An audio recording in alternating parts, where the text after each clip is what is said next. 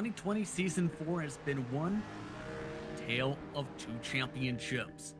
The season championship has seen plenty of twists and turns, but one major resurgence by Bradley Hawley, a series legend, found his way back not just in victory lane several times in 2020 Season 4 in this Cup Series for PRL, but also in championship contention and then some. After Richard Regan Jr. struggled last week, he's now in the driver's seat to try and secure yet another Cup Series title. Compare that, though, to the playoff title for the whole entire 2020 calendar year. Richard Regan Jr. has been in control throughout the entire year with 3 straight season championships, with James O'Brien along with Robert Bisson Jr. and Joshua Daniels all being consistent in the second half of 2020. Now, for their competitors and for their teammates as well as their championship hopes, it all comes down to one race to clinch it all. And it comes down to one of the most difficult short tracks on the iRacing circuit. We welcome you tonight to the virtual Nashville Fairgrounds Speedway in Nashville, Tennessee for the Global SimRacing Channel's coverage of the final race of 2020 for the PRL Cup Series. I'm Justin Prince. Alongside me in the booth tonight is iRacing Vehicle Production Associate Christian Challoner. Behind the scenes is our director, Sean Ambrose, and he is using cameras provided by Dougie Beard. This is one of the more historic tracks in all of short track racing. Let's take a look at your GSRC track guide to learn more about the Nashville Fairgrounds Speedway.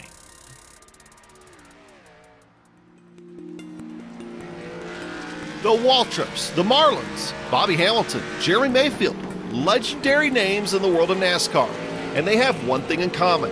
They spent a good part of their early careers here at the Nashville Fairgrounds Speedway, a track that recently took over the title of longest continuing operating facility in the U.S. from Milwaukee. Cup cars raced here until 1984, B-Class and trucks both left after 2000. This facility may have opened in 1904 at the beginnings of the track we know of today in 1958, but with modernization, it's on its way up. While many consider Nashville to be a half mile, it's actually a bit longer. It's just shy of 0.6 of a mile in length. From the top down, it looks like a traditional oval, and there isn't a whole lot of difference between the four 18-degree banked corners, at least on that map. But where the character comes in is the bumps. This track hasn't been repaved since 1996, and it shows. But we could go over where all the bumps are, but they only give me about 2 minutes here. But navigating those is the key to a good lap. The All-American 400, one of the premier super late model races in the country, runs here yearly. ARCA has been making stops here again as well, and they have a huge slate of local racing here with street stocks, modifieds, trucks, and even Legends cars. And they are all vying to be that next sterile ultra for Sterling Marlin, as Legends are made right here at Nashville's Fairgrounds Speedway.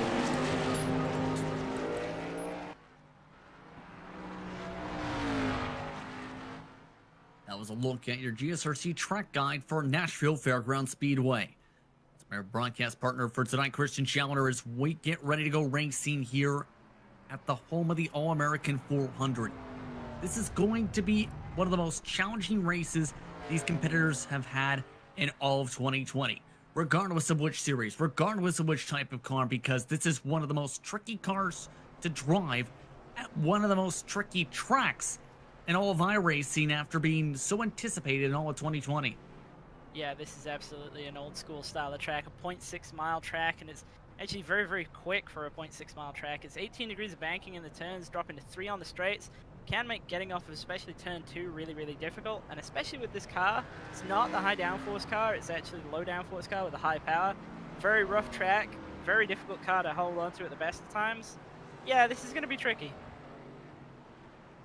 Keep in mind as well that InSim Day, November the 14th, means drivers will be dealing with different conditions from what they had during official racing.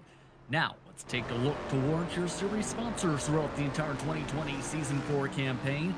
WEBB Hearing Centers is family owned and operated since 1972. Right top quality hearing aids and service in Arizona. Visit them at webhearingcenters.com. The series is also sponsored by ButtKicker. ButtKicker products include incredible immersion and bring realism to every game. Feel every nuance and truly put yourself in the driver's seat. To feel what you've been missing, go to thebuttkicker.com.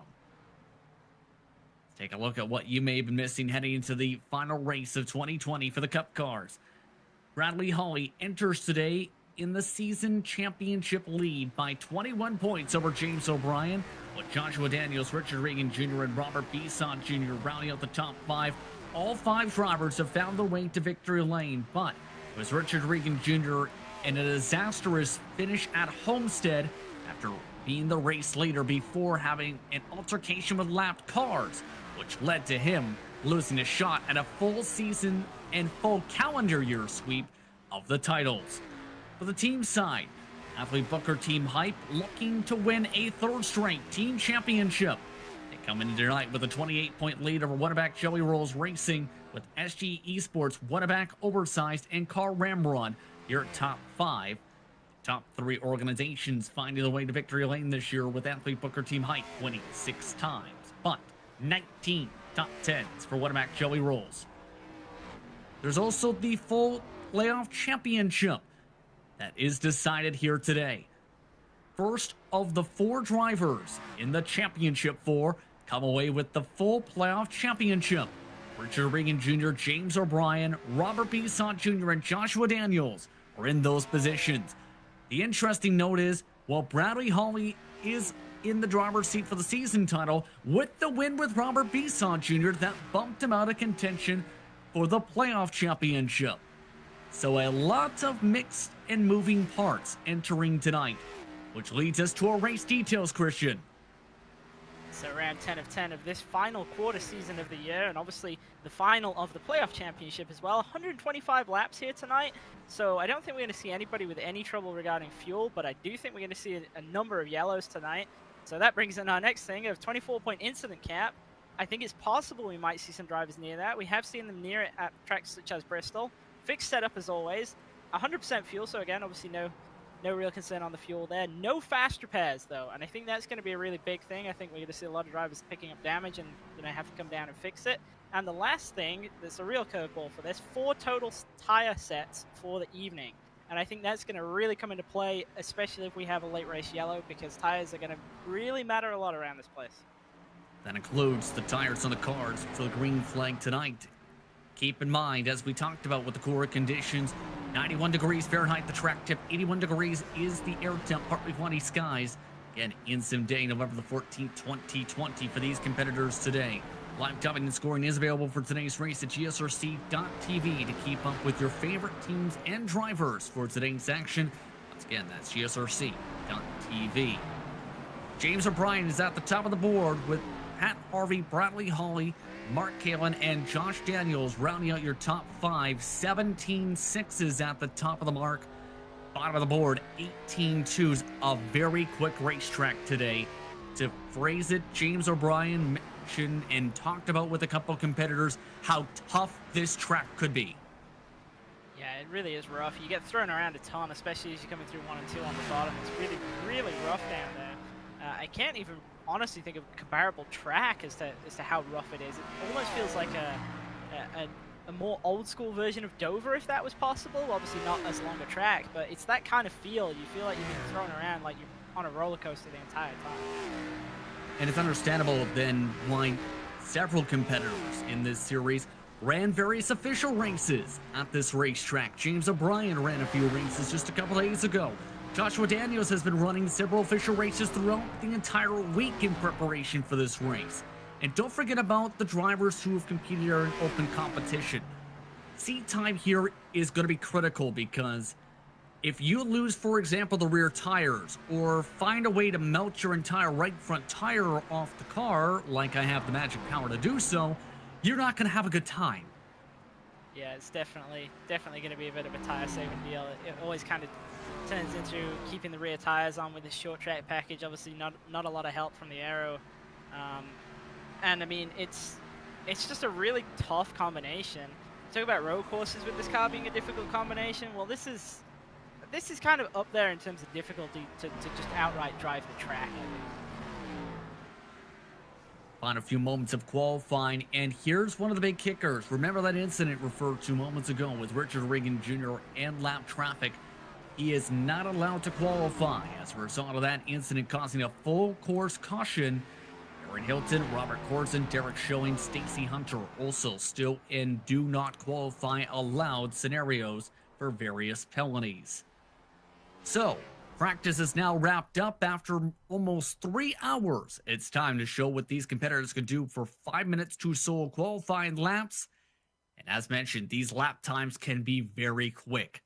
These drivers upwards of 0.2 of a second quicker than official races this week.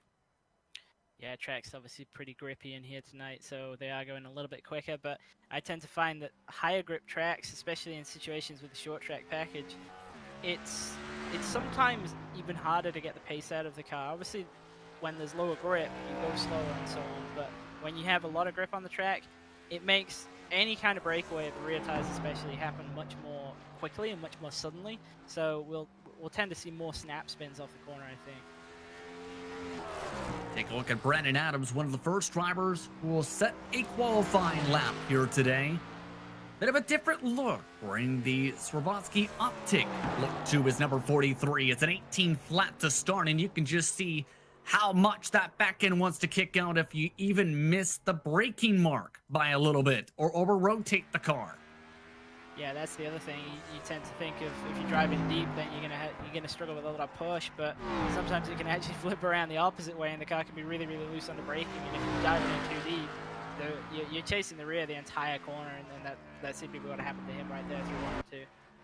It's Colton Lane currently on the net pole for now. Baron Hilton, believe, did put in a time, was not supposed to again, in second. Mike Knight back in the field, for example, as well as several other contenders who look to try and get a rhythm to the short tracks. Preparation for Joshua Daniels now helps him. He's at the top of the board with a 17.7. Yeah, and he obviously has a big opportunity tonight. I think everybody's going to be keeping an eye on him, but he's going to have to start at the rear end, and for him it's really going to come down to can he get through the field without getting involved in anything. And if he can get to the front, I think there's no question that he can contend and probably win this championship, but it's a matter of if he can get to the front.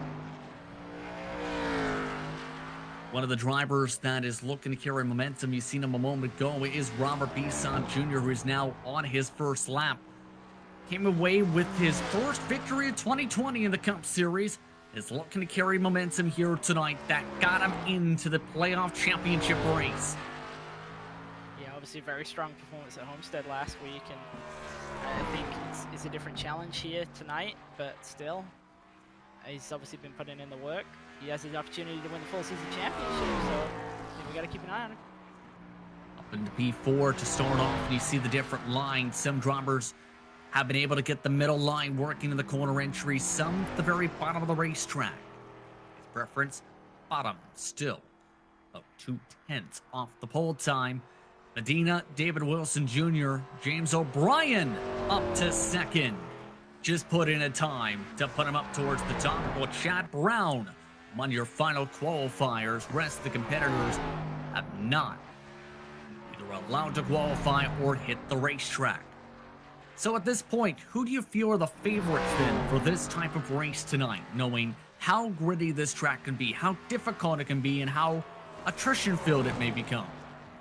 Well, I think we absolutely have to keep an eye on Richard Regan Jr. We obviously got to keep an eye on Bradley Holly as well. He's probably going to come away with a regular season title tonight. He's got a pretty commanding lead, I believe 27 points. So unless something happens to him, I think he's got that pretty much locked up. But obviously he has no chance at the full season championship. And two drivers who do are Joshua Daniels and James O'Brien, who are currently first and second. 21 points, 28 points back is Joshua Daniels, but Holly P3 needing to bump up an extra few 100s. No, he's going to let off the gas. Not able to bump up the time in the final minute. Only one driver on track, Jose Medina.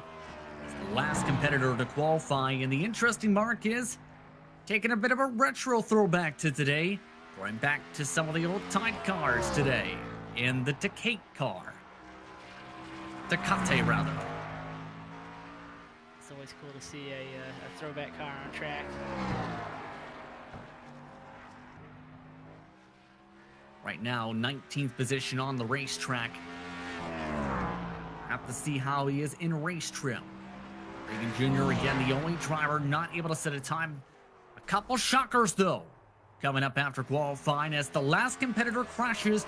Chad Brown, again, cannot put in another time. That means the drivers are locked up. Season finale for your starting grid. As the drivers get ready to roll their cars to the grid for today's action, time runs to 0, and it's Joshua Daniels who sets the pole time today, a 17.733. That is 5/1000 of a second quicker than James O'Brien. Bradley Holly starts in row 2 alongside David Wilson Jr. with Brett Adams, one of the most improved drivers of all 2020 Season 4 in P5. Pat Harvey starts in 6 with Mark Halen and Colton Lane in row 4. Robert Bisson Jr. looks to carry momentum from breaking through at Homestead. He'll start alongside, for now, Baron Hilton. And Scotty Johnson just misses out on a top 10. He just misses out and getting into the 17s as well. He's lining up in 11th with Brandon Adams alongside him in 12th.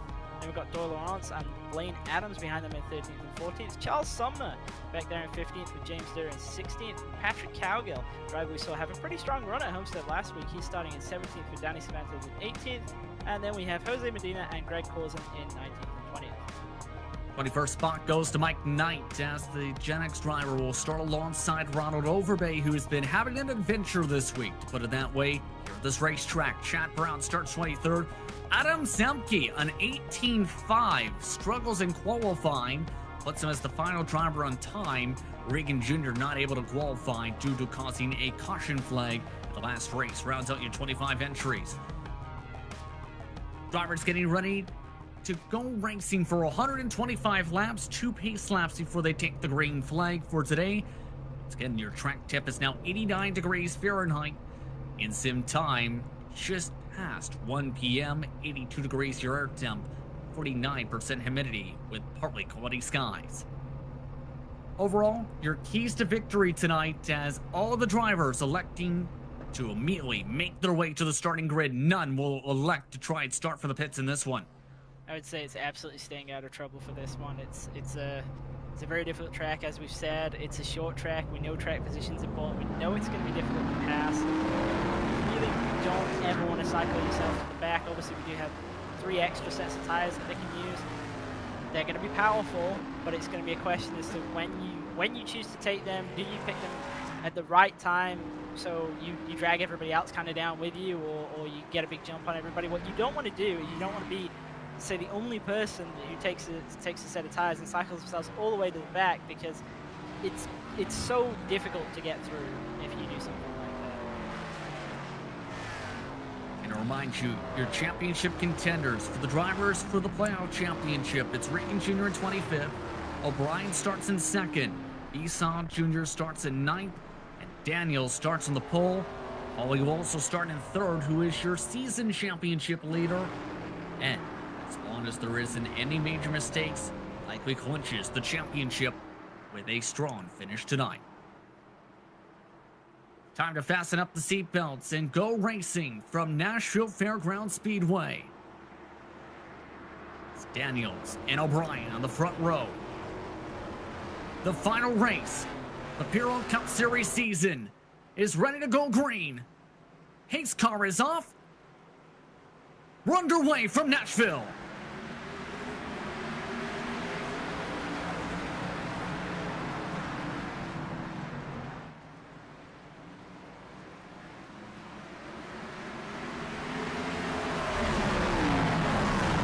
Clean start for Joshua Daniels. He clears on by quickly. O'Brien already to the bottom side. Stuck on the top line is David Wilson Jr. He makes contact with Brett Adams. They spin out the top of the racetrack as Colton Lane hits. Several cars involved as the caution's out already.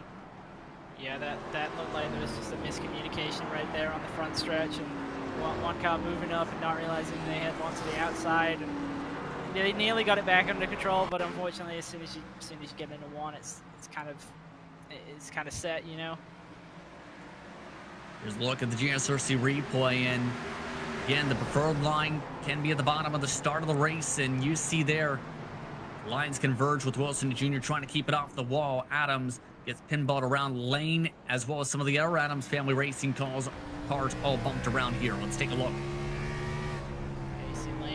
See it happening in front of him, but it's too late. Brett Adams, yeah, there's just nowhere at that point. Keep in mind, these are really quick pace laps, so there's not going to be too much time to get any damage repaired here. Pace laps, 45 miles an hour is the speed limit for the pace car. 35 miles an hour down the pit lane for today's race. Blaine Adams, Colton Lane electing to get damage repaired under this caution. And on that note as well, this is one of the most difficult pit lanes to try and even enter, because there's been several cases with several major events, mind you, where drivers have tried to dive in quickly into the pit lane or try to get maybe towards side by side. You see that yellow cone? See that little wall? You have maybe 1 second to be able to cut down properly, or else you're smacking the tires. Yeah, the opening's not very big to begin with, and there's no kind of lead into the wall, so to speak. It's just a gap that you've got to drive through, and I mean, that's difficult at the best of times. It's a pretty conventional kind of short track pit lane, but yeah, not something that necessarily all these drivers will be used to. It's not something that we see at more modern tracks, should we say? I mean, that's just part of the character, right, of Nashville Fairgrounds Speedway. Is it's got a long history. It used to, mind you, host NASCAR competition a long time ago. And of course, there's been a lot of momentum to potentially return to this track in the near future. Remember, the Nashville Super Speedway will be hosting races in 2021. And one of the talking points is the potential lead-in as a result of going there to renovate and come back here in the future in the Cup Series. Yeah, there's obviously a big push to get back towards short track racing, and I think that's the right decision, to be honest. So I would like to see the real Cup Series come to this track again. I think it'd be pretty exciting. It'd be a nice link back to the past kind of thing. It'd be a great race, to say the very least. By the way, Barry Nelson was given an end of longest line penalty. Start the grid. Brett Adams off the racetrack as Daniels takes the green, and one car crash at the bottom of the racetrack. Several more spinning as the caution is now out. Greg Corzin, David Wilson Jr. among them. What in the world happened with David Wilson Jr.? He seemed to have a problem where he got stuck to the wall. Yeah, it looked like he just couldn't really get going here. You see, it hooked hard down to the left. I can't believe that he actually turned the car down like that. That looks more like he had some kind of equipment failure. Either that or some major tire spin. The main thing is, though, all of that bunched up Greg Corson and company, and he's now lost a front clip. It was expected to be a tough one for some of these competitors, and we've seen already that to start off. And keep in mind, registration is underway, mind you, too, for 2021 Season 1, and there's plenty of challenges for those competitors, including not only longer races, Christian, but open setups, which can be a big challenge for some of the competitors to potentially battle with some of the drivers affiliated with some of the larger teams, let's say. Yeah, I think that's a pretty big change for this league. Obviously, the entire year, the 4 seasons that we've ran have been fixed setup, and I agree definitely with the call to go to longer races. I think that'll get a bit more strategy involved, and I think that's going to be a good thing to see. The open setup side of things, that's an interesting one. Obviously, fixed setup racing appeals to some, well, a group of drivers who may not really be that excited about open setup racing, but at the same time, with it being in a league setting, I can kind of see groups forming and teams kind of building that way. So it's going to be interesting to see who stays around, who new joins, and who we might actually lose with that change. I'm curious of that as well. Among the drivers to keep an eye on who are expected to make starts now with the open format, among them, Jose Torres expected to come back into the field. Connor Hall, who's been in headlines recently with some of the various sim organizations, making some appearances. Liam Machine, who is notable because, well, Liam Machine things, expected to race as well. There's a fair bit of competition coming in, as well as a majority of the mainstays coming back for yet another season. Keep in mind as well that the past couple races, keep in mind, have led to some different additional rules, including, we were talking about this, the potential of a 100% rule that is essentially coming into play for next season as well. Yeah, obviously we saw that pretty obvious swap for position at Phoenix, and I totally understood it from a team perspective. It made a lot of sense, but from a competition point of view, it's probably not something that we want to be seeing on a regular basis. So some positive changes for next campaign, to say the very least, and be some of the stepping stones for some of the organizations, to say the very least, especially with some of the investment going on with Athlete Booker Team Hype in the past couple of weeks, as we've talked about over the past few races. Want to go signal this time? It's Daniels and O'Brien, Hawley and Harvey. Kalen and Bisson Jr. Brendan Adams has rolled his way up to about 7th. Danny Spence's James Dewar, Doyle Lawrence among your top 10 cars this restart. How will they do this time? 2 caution flags, 12 laps down, green flags back out. We're racing again from Nashville. Clean launch for the front of the field, no trouble with the back this time. Yeah, Bisson Jr. really didn't get away good right there. He had a good opportunity to gain some positions, but just looked like he was kind of in the wrong gear on the initial pull. He was being pushed hard by the 55. Of note, you see David Wilson Jr. having to come down for significant repairs. Greg Corson with significant damage still in his race car. Adams still the only driver out of the race. Hawley, the new fastest lap in 18.4. Just sent James O'Brien, got shuffled to P3 as a result of getting stuck on the top line. Now it becomes the tough part.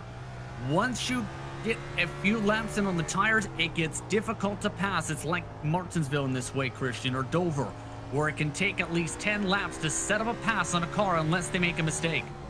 Yeah, short track racing generally requires quite a lot of patience to prevent you from kind of getting overexcited and running somebody over, especially on a corner entry. So I think we are going to have to watch out for that. Chad Brown just had a huge moment off of turn 4 there, and a great save. We stay green. Chad Brown, a huge moment in turn 1 and 2, nearly spun it around the back half of the field. Caution is out down the back, however. Oh. Couple cars crashing, and it's some of the Adams cars. Mike Knight involved in a massive checkup. Regan Jr. was involved in that as well. He clipped that on the way by at the end. One of the dangers of having to start at the back of the field. Let's take a look at the GSRC replay. It happened in front of Regan Jr. with Knight nowhere to go, and Regan Jr. a massive hit. Yeah, he took a really big hit there. You saw the whole front end of the car jump up into the air, so that's obviously a big dent, figuratively and literally, for his championship hopes. We were talking about this, how it could be easy for drivers to get loose. There's a bit of a bump if you go too low there. Brandon Adams hit that, and 4 other cars slammed on the brakes and hit one another trying to check up for all that. Yeah, it's almost like Bristol, where you see this a lot at Bristol, where there's a wreck happening and you wonder how cars at the opposite end of the straightaway somehow end up involved in it. And it's just because you can't really see it as you're coming off the corner, and it's not as easy as everybody thinks it is to get the car checked up and slowed down for it. So that's why you tend to see drivers kind of stacking in. It's not because they're trying to power through or anything like that. It's just because you literally can't get the car stopped. Exactly. And now, as a result, Adam Zemke, significant damage, had to put his car on the tow truck already. Brandon Adams, who worked his way to the front, now without a front clip. It's a rough day in the office for the Adams family racing cars. Approaching 100 laps to go right before we get back underway. And now it becomes the question, we've already had 3 heat cycles on these tires. How do you, as a driver, divvy them up here? Because in official racing, it's been 70 laps for fixed competition. That in turn means you can take tires about, if there's a caution, around 25 or 30 laps in, and then save it for if you get an error caution. How do you play this out today? Well, I think at this point in time, we haven't really had any sustained green flag running, and I think that's really what's making the call, so to speak, to stay out, because it's once you get the tires hot that the fall offs kind of happen. It's predominantly temperature based to begin with. So if you're only doing a couple of laps, yeah, you do take some out of them, but you don't take everything out of them, so to speak. Whereas if you do 15, 20 laps, then you pretty much got them as hot as they're gonna get at that point, and it's really difficult to cool them back down and get some speed back from them. So that's kind of the point when you wanna look at coming down to take tires. But I would say here right now, track position is everything. You do not want to be involved in any of the wrecks that are going on. With 20 laps in, we've had 3 yellows so far. I am not going to the back unless I absolutely have to. 17th on back has been involved in incidents already in this race. Of note, a couple drivers have had to duck their car off towards the wall, including Blaine Adams, who apparently hit the wall trying to enter the pit lane. And having a technical issue in the 33, actually missed the lane. They'll try and restack up for the one to go signal this time. Danielson, Hawley, O'Brien, and Kalen, Harvey and Bisson Jr. Dewar is up 9 spots to 7th. Danny Cervantes plus 10 and 8th. Patrick Calgill is up to 9th. And Doyle Lawrence rounds out the top 10. Pace car is off. Great flags back out. Much better restart that time. Bisson Jr. still kind of sleeping a little bit, but at least he got cleared down into 1. O'Brien, though, struggling off these starts. Struggling the top last time. Struggling at the bottom this time. As Mark Kalen tries to shuffle himself around. Can't get to the outside quite yet, as now everyone files back out for now. Yeah, just keeping an eye on Regan Jr. Obviously, we saw him have that pretty big impact, and it looks like he's down a little bit on straight line speed, so that's going to hurt his competitiveness for the rest of the night. Imagine the next time we see a yellow, he's going to come down to try and get that car fixed. Riley Hawley very quick, to say the very least, to start. 14, make it 18 forwards rather. The fall off here is substantial. After about 10-15 laps of green flag racing, normally the fall goes up to almost a full second. Mark Kalen nearly spun it off the corner at Harvey, diving to the bottom of the racetrack. That's the battle for P4. Kalen, though, has the preferred line of the corner exit. Way too low for Harvey. He's trying hard to paint that yellow line, but hitting some of the bumps as a result. Yeah, and you say a second of fall off, and everybody probably thinks, oh, that's not that much, but you've got to remember that we're also doing lap times that are about half of what we normally see on a 1.5 miles, so it's actually pretty much double the fall off that these guys are used to seeing. Marquette was able to successfully defend Great engine damage, by the way, for Richard Regan Jr., so that may take him out of contention, to say the very least, for the playoff championship. From that hit that he had down the backstretch, he is currently P10, currently trying to hold on to a full train of cars with Charles Sumner, Patrick Calga, Baron Hilton and company involved.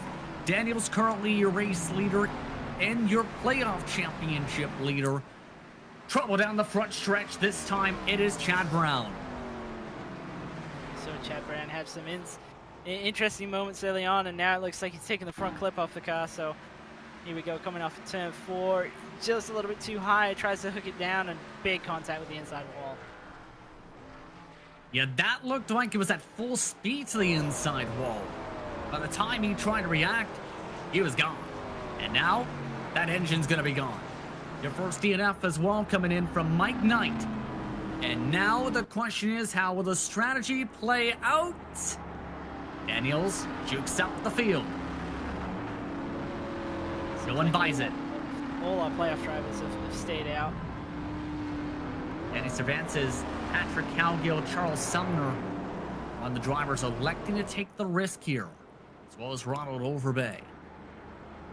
Coming up to 95 laps to go. Go ahead, Christian. They do have 3 additional sets, so we're about a quarter of the way in at this stage. Yep. I can see taking them. I don't think you're going to get a huge benefit from it, though, because you're going to be substantially quicker, yes. But what I kind of foresee happening here is that if those drivers are trying to get through the field and there's another caution because of speed differential problems with passing cars who've stayed out, then it's quite likely on the next yellow that we'll see everybody who hasn't just come down, they'll come down the next time, and obviously the benefit for those guys who pit this time is going to be quite heavily reduced. Yeah, minimum may have needed at least another row or so of cars to be able to play it out properly, I'd have to say. By the way, Lucky Dog was Craig Corson, this caution flag. That means right now we have 17 cars on the lead lap. It's just been, so far, a strong race for Daniels, and we talk about how many laps it usually takes for the NASCAR Coco iRacing Series drivers, such as yourself this past season as well, in preparation. Daniels put in the preparation to be able to learn this track. The first races, and I actually raced against him, mind you, he was struggling. Tire wear, battling side by side, was struggling with loose moments off the corner. By later in the day even, he was one of the quickest trunk cars and drivers on the entire surface at the circuit. Yeah, and I mean, that's really what it comes down to, and there's no better practice than being in races. You can do a lot in practice on your own in solo test drive and whatnot, but the best way to see how you match up is obviously to go into an official race. Clearly it's paid off for him so far. He's obviously started on the pole. He is the leader currently. He hasn't really seemed like he's under threat at all. It's looking good for him right now. He's been in the driver's seat, to say the very least. Pun very much intended. The interesting mark is, as we get the one-to-go signal, Regan Jr. is just continuing to pick off positions. Despite the engine damage, he is still somehow in ninth. Yeah, I'm really surprised he hasn't come down to try and fix that, because it seems like the exact moment you would want to do that. We've seen quite a few yellows. That's obviously a lot of time that you can spend in the box trying to fix the car. I think it makes sense to try and fix it early on. Pace car is off. Green flags back out. We're racing once more from Nashville. And a great launch for O'Brien right behind Daniels, nearly clearing by for second spot. Will Hawley back off? Yes, he does. O'Brien to P2.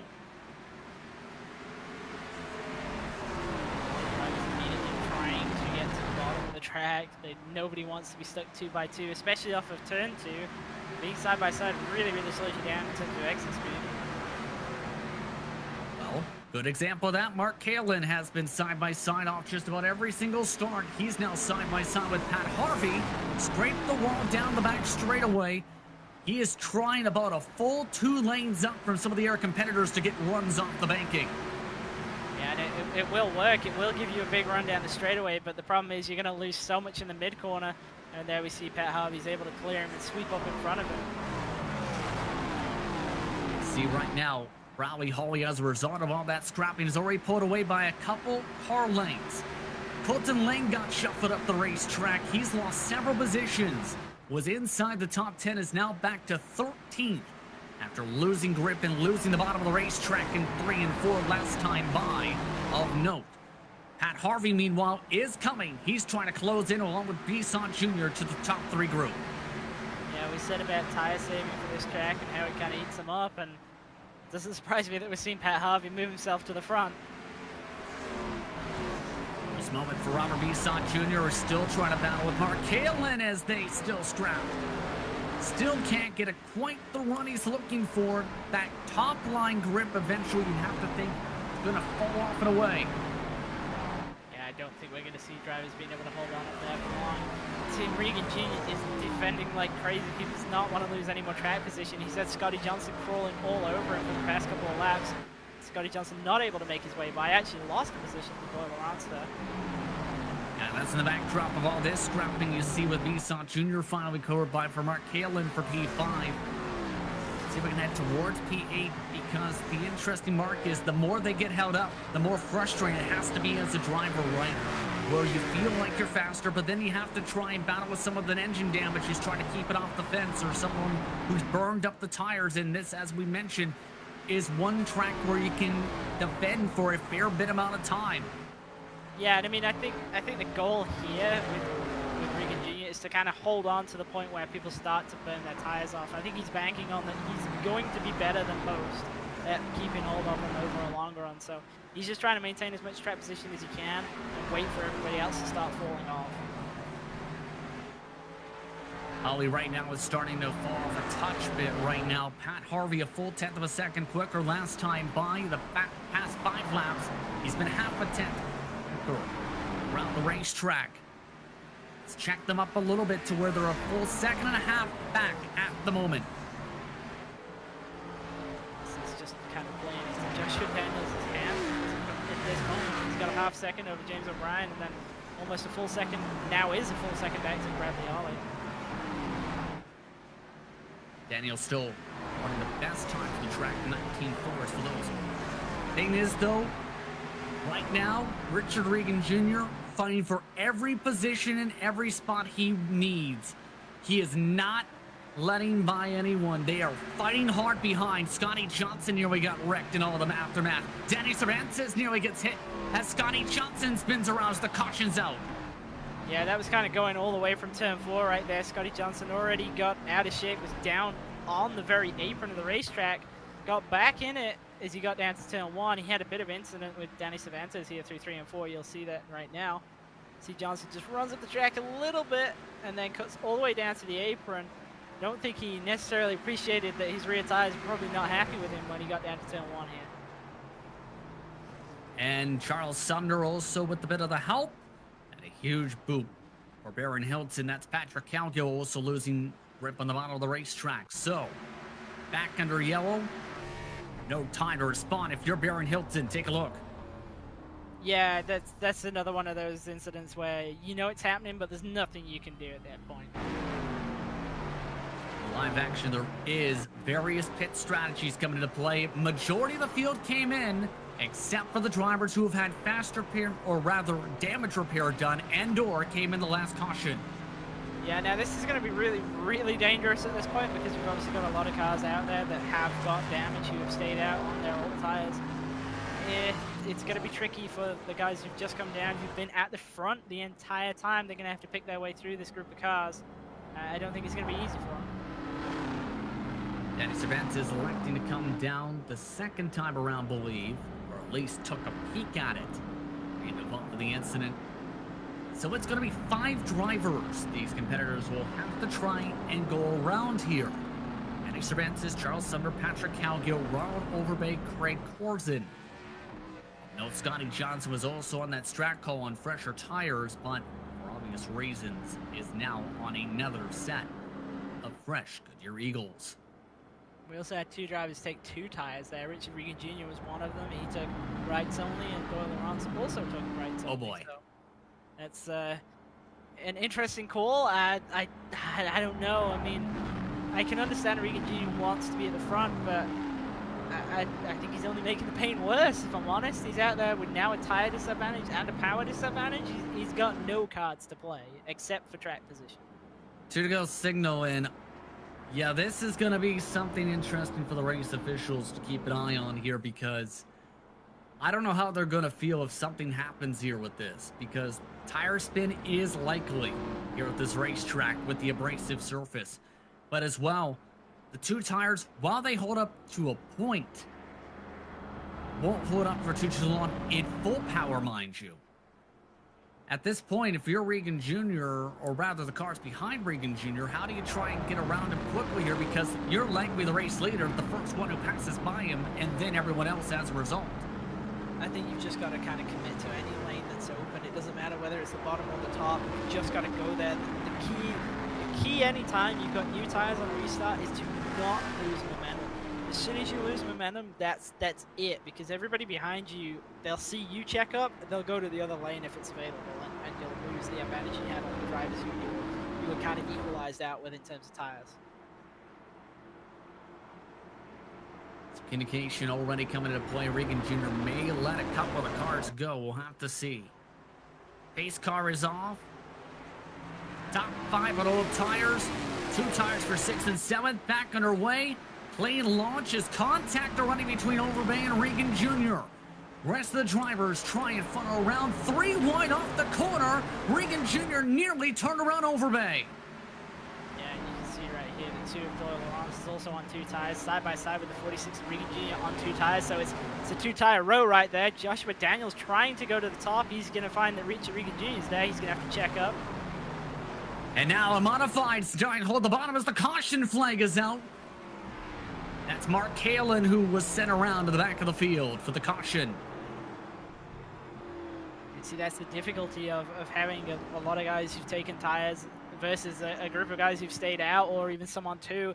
The guys at the back are just so much faster, and they're checking themselves up, trying to not get involved in wrecks, and unfortunately they kind of do end up in wrecks anyway. It's just one of those strange things. You see right there, Kalen checking up. Scotty Johnson didn't quite realize how much he was going to have to check up, and just kicked Kalen sideways. It's not really any damage to him, but obviously brand new set of tires that he's just scrubbed sideways across the racetrack. They're not going to be very happy with him.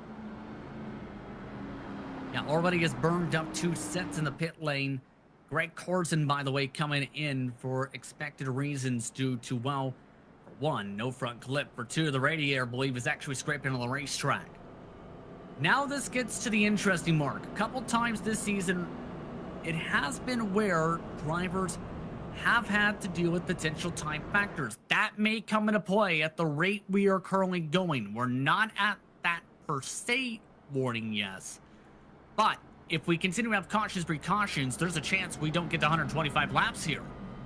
Yeah, that's entirely possible. Obviously, right now we're on lap 54, and when we are under green, the laps tick off very, very quickly. But as you say, when we're under caution, we're kind of eating into that time quite a bit. So, got to keep an eye on that. Hopefully, we get the whole race in. I think that we should be able to. If we get even one long green flag run, it's gonna chew up a bunch of laps really, really quickly. Lane Adams, by the way, lucky dog this time.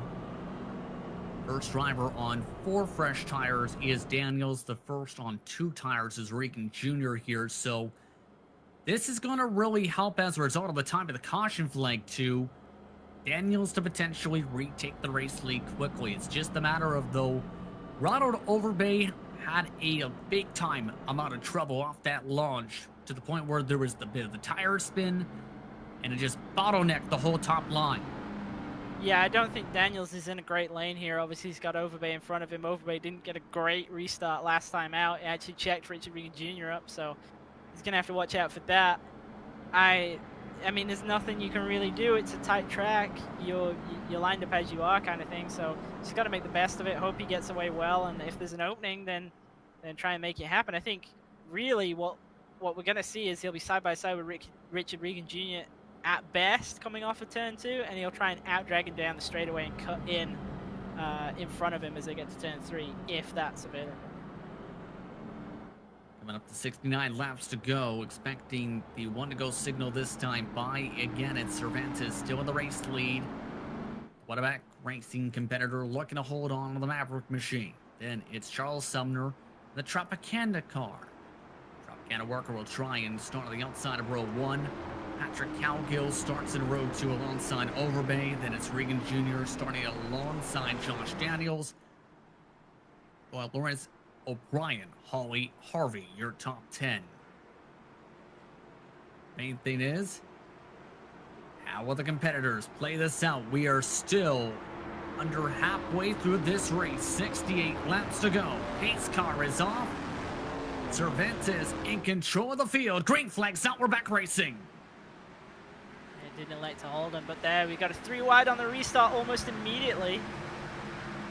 Oh, and contact as Daniels gets into the checkup effect. Oh, Overbay shuffled up the racetrack. Dorrance nearly gets contact. They crash behind as Overbay collects several others. Caution is out. Beatsot Jr. is in it. Yeah, that looked like that all kind of started again. Overbay didn't get a great pull on the restart. They kind of stacked the 77 and the 9 of Daniels and James O'Brien up right there. And then O'Brien was trying to follow the 77 through off the exit of 2, and the space just wasn't there, and he turned Overbay down the racetrack. Yeah, there was not enough space there for that to even have happen. I don't think some of them even realized there were 3 wide. Then you had the secondary incident with the checkup. Scotty Johnson and Baron Hilton both lifted up the ground. Take a look at this. Yeah, you see Biso Jr. here coming off the corner. There's no way that you can miss that. The car is just fired down from the top of the racetrack right in front of you, and I think unfortunately for Biso Jr., that's going to be the end of his playoff championship hopes. Significant nose damage to the point where there's no nose anymore. So, Biso Jr., after winning his way into the playoff championship race after being a top 5 contender in the points all season in 2020 season 4, now done. Likely, we'll have to see how much damage he gets repaired or if he continues on. That's the key thing. You can see some of them still rolling along. In fact, down the apron, the thing is, Biso Jr. is not one of them. 65 to go. Halfway when we get back racing here from Nashville.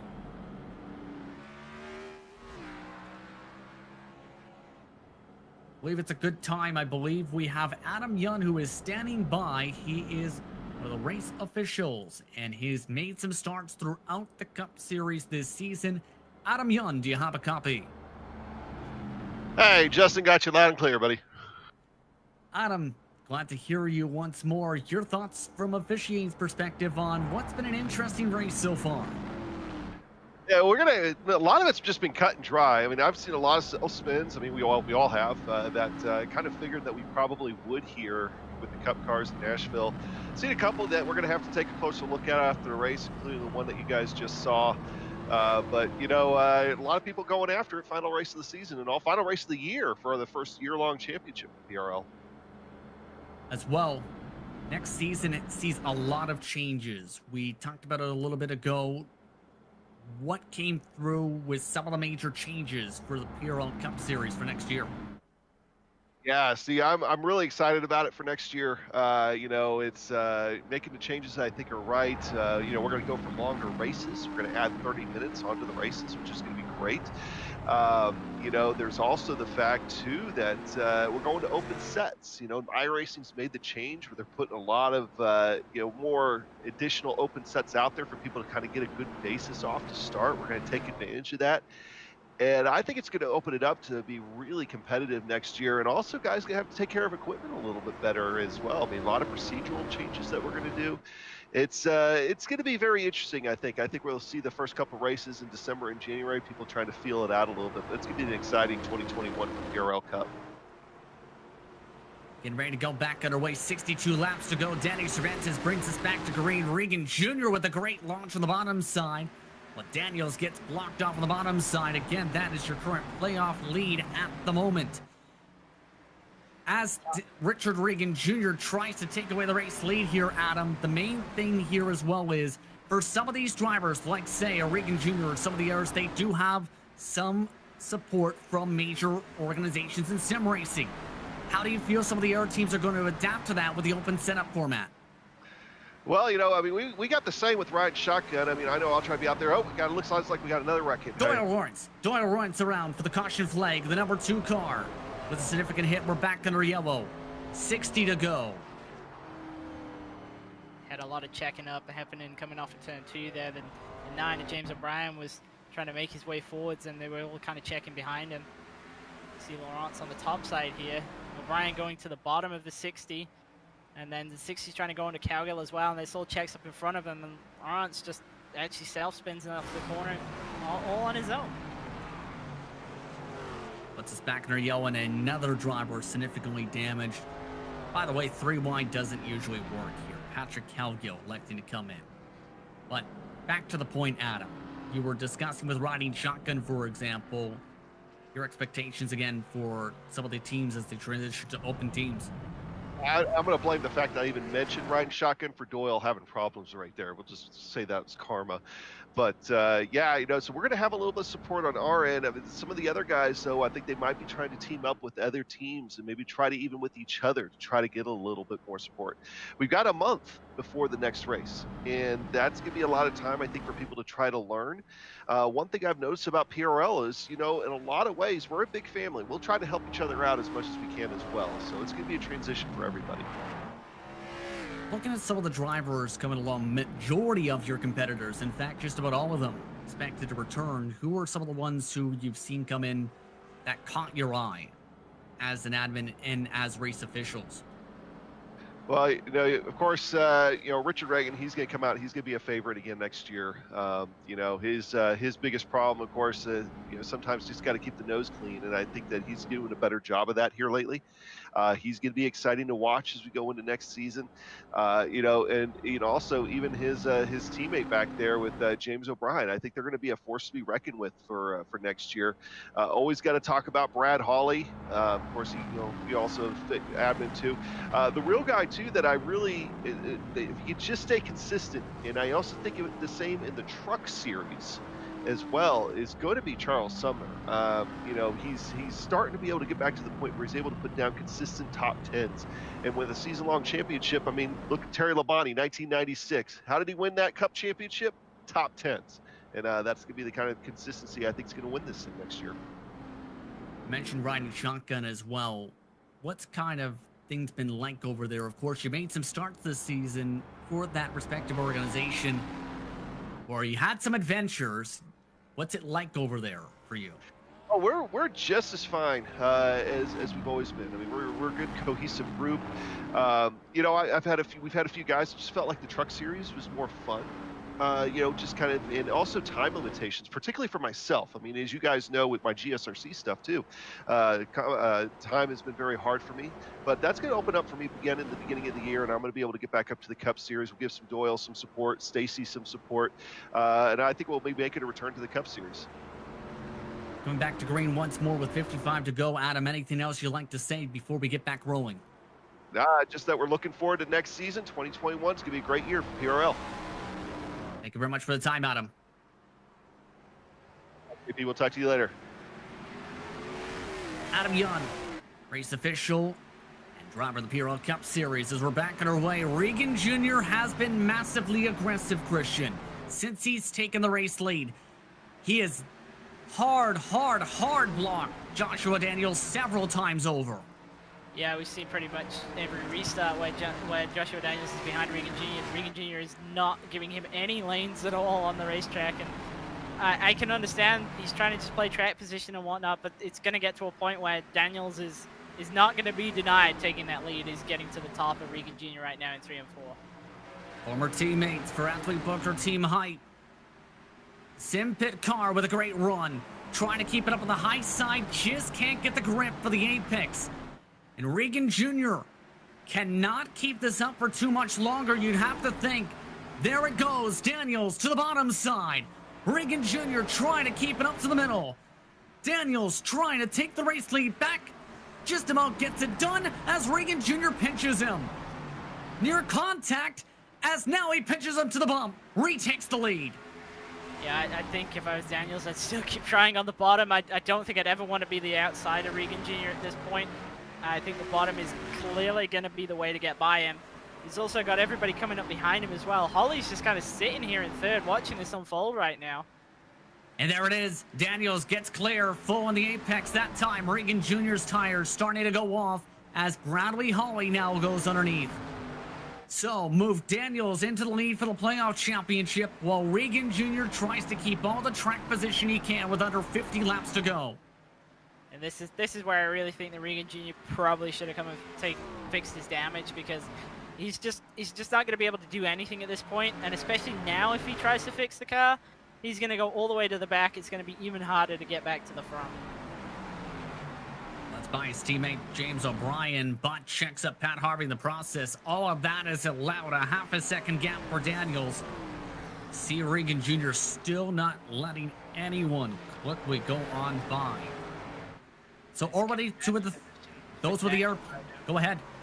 I was just going to say, it's a commanding position for Daniels right now. He's obviously got back in the lead. He was in the lead for the vast majority of the first half of the race. And I mean, it's what you need to do at short tracks. You've got to be out front. You've got to control the restarts. If you control the restarts at the short track, that's 50% of the race won. Regan Jr. behind you does race at short tracks in real life in a Legends car, believe. As Regan Jr. lets by another position. Things going belly up tonight for the 46 machine. The past 3 weeks have been a disaster. And that's an understatement, to say the very least. Controversy at Phoenix. Major crash at Homestead. And now tonight. The lead is shrinking, by the way, though. Bradley Holly and James O'Brien are starting to claw in Joshua Daniels by about a tenth a lap.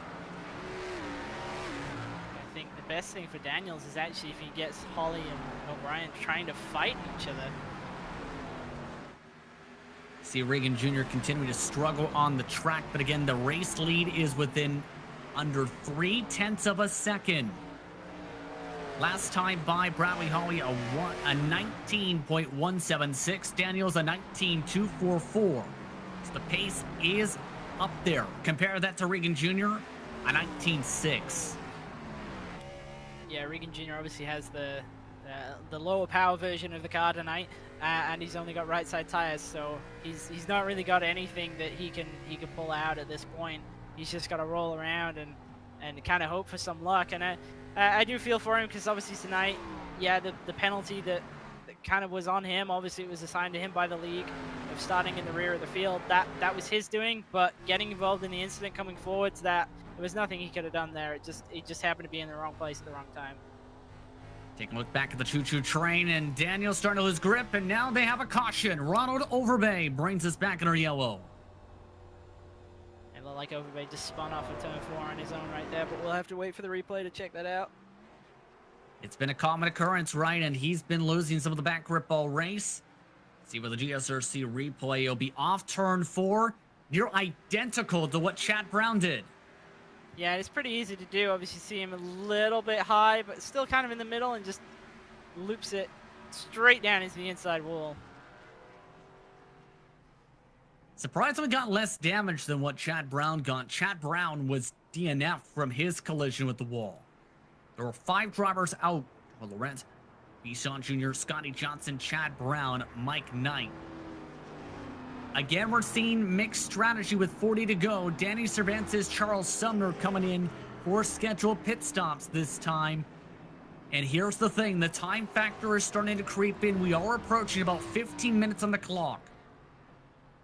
And we are looking like we could still get the race in if it goes green, but obviously we've had quite a few yellows tonight. Surprised again to see Regan Jr. stay out. I mean, at this point, there's nothing to lose for him to come down, because he's already behind everybody that he needs to be ahead of. It just might as well take a gamble, come get some tires, try and fix the car some. By the way, Jose Medina, should say, also did come in with those cars. Baron Hilton also getting repairs done. How about drivers who have quietly moved up in this one? James Dewar, we haven't talked about him too much lately. He's up to 5th position all of a sudden, plus 11. Yeah, and it's not like he's got there on some kind of strange pit strategy or anything like that. All the cars around him, they all pit at the same time as he did, so he's up there on raw pace. Yeah, I'm looking at the average past 10 laps. He is up there as the quickest cars on the racetrack. 4th overall, in fact, in the average 10-lap pace prior to the caution. 19.077 his pace. Quickest on that mark, James O'Brien, who's in P3. I think this is going to be an interesting restart because now we've got Holly is going to be on the top side in second, and realistically he's not racing for anything other than the win here. He's pretty much got the championship, well, the season 4 championship locked up, but Daniels and O'Brien are going to be starting all lined up on the bottom, 1st and 3rd, so it's going to be interesting to see those guys fight it out. See, by the way, what the plus and minuses as well. Plus 18 for Regan Jr. still, with him not allowed to qualify. Plus 11 for Greg Corson. That's the crazy thing. Greg Corson, he realistically might get a top 10 if things continue to progress as crazy it is, because he is one of several drivers out front clips inside the top 15. Yeah, and that is the thing. The short tracks, obviously, everybody does have a tendency to pick up some damage over the course of the race. So even if you do lose the front clip, as long as you've still got full power, you are still able to compete.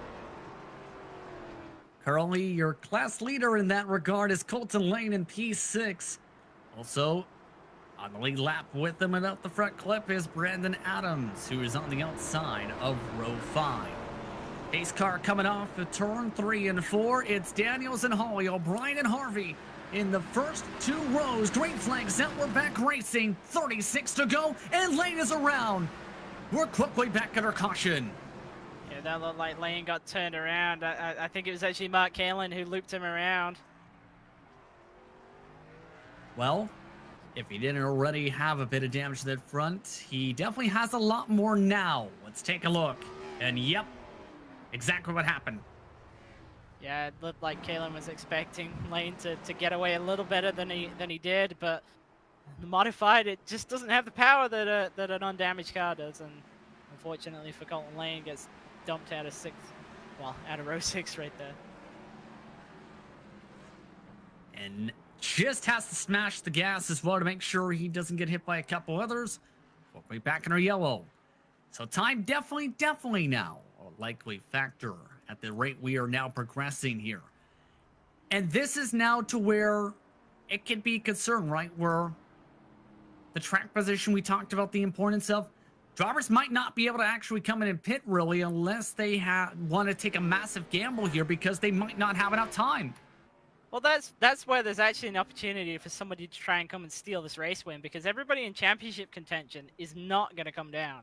You can bet on that at this point. There's just not enough time. There's not enough laps left. It really doesn't make sense for them to come down unless again they're Rich Regan Jr. I'm really surprised. I don't understand why he's not pit. It would make so much sense. He has an opportunity here to try and steal this by coming and getting fresh tires, and he's just refusing to do it, and I don't really know why, but some of these other drivers out here who maybe aren't going to be in contention to win the race on raw pace, they could have a shot at this. We haven't seen somebody like Charles Sumner come down and take tires, and I'm kind of surprised at that. Yeah, there are still drivers with sets available. Among the drivers who are towards that no sets available mark are Medina, Danny Cervantes, Ronald Overbay, took 4 tires and fuel under the caution flag here, so he did roll the dice after having to spin a little while ago. Everybody else is on tires upwards of almost 50 laps old. Yeah, they've been out there on them for quite a long time. Obviously not all of that has been green flag running, so that kind of keeps them a little bit fresher, but still, you know, at this point, if you're back down there in the back end of the top 10 or even outside of the top 10, it's worth a gamble, I think, to come and take one of your last sets. Even if it is your absolute last set, I think it's probably worth trying right now. 31 to go this upcoming time by as you take a look at some of the beautiful views here at Nashville. And people really love the feel of this. If you remember back to the All-American eSports 400, it's been a talking point a couple times here and there where for many of the real-world drivers who race here, it brought a lot of emotion and happiness to see this track here. For fans, as well as sim racers, as well as other drivers, to be able to experience this racetrack in the virtual form. As well, the importance of being able to test at a virtual version of the racetrack.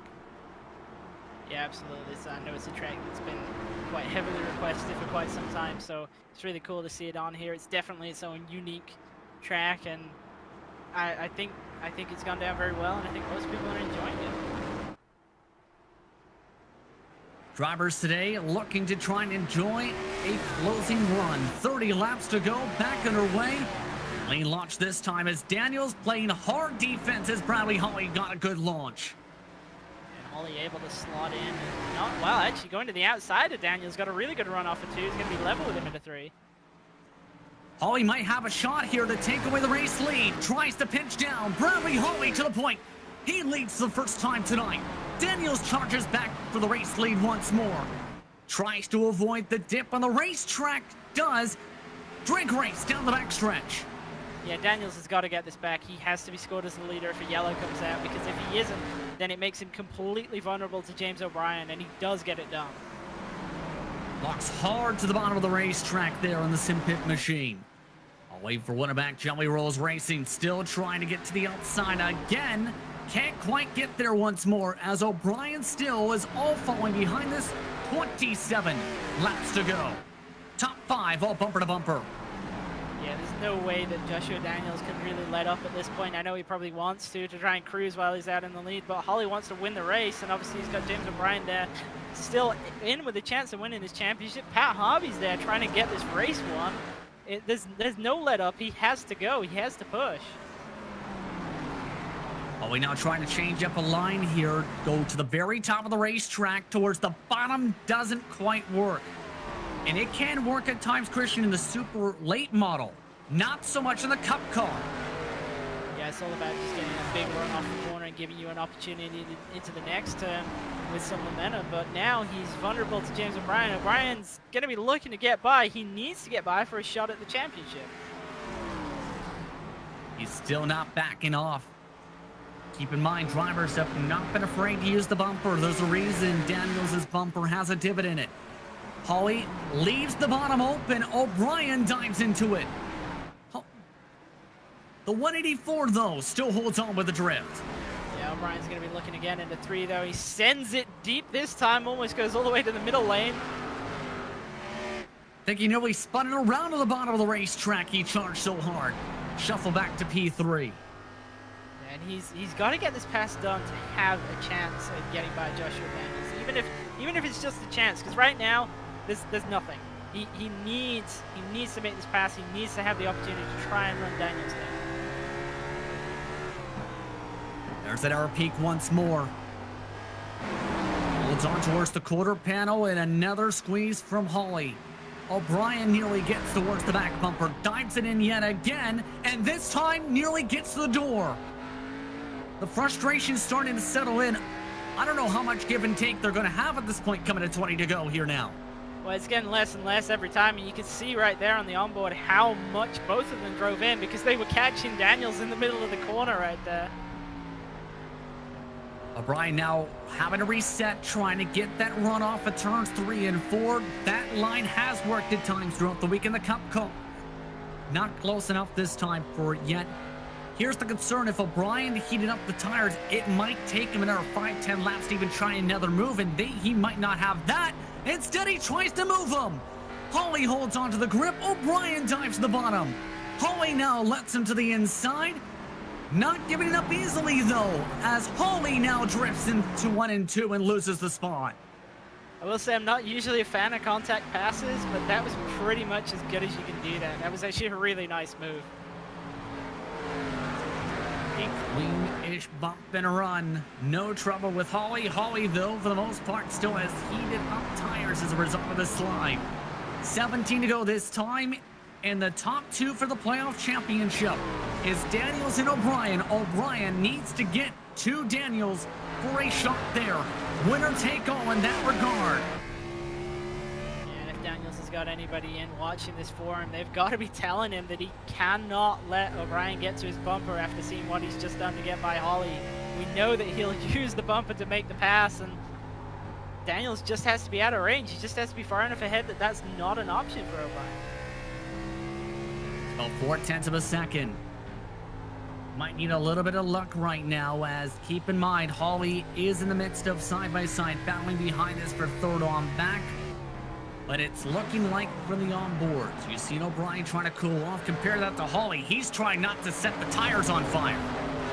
Yeah, Holly's kind of not really got the tires back under control after being put into that little bit of a slide, and it's costing him now. He's trying to hold off Pat Harvey, but Harvey's clearly got better tires under him at this point. It's just a matter of getting by Holly, who keeps using that top line to get that good run and defend, and basically everybody in the field now is stacking up behind Holly.